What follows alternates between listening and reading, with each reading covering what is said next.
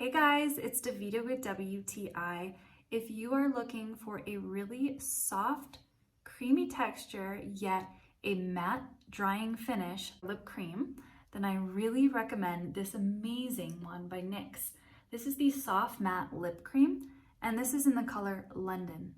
My favorite thing about this lip cream is the color.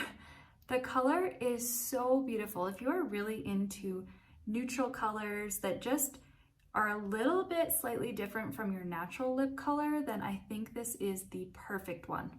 I love the texture of this lip cream. It's buttery soft when you apply it, but within minutes it dries down to form this very beautiful matte lip color, and I just love the end result.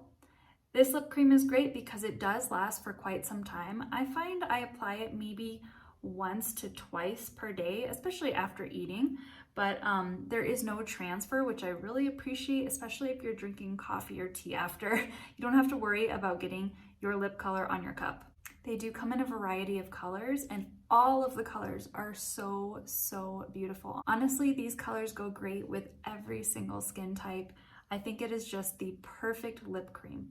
I'd really recommend it, and that's my point of view.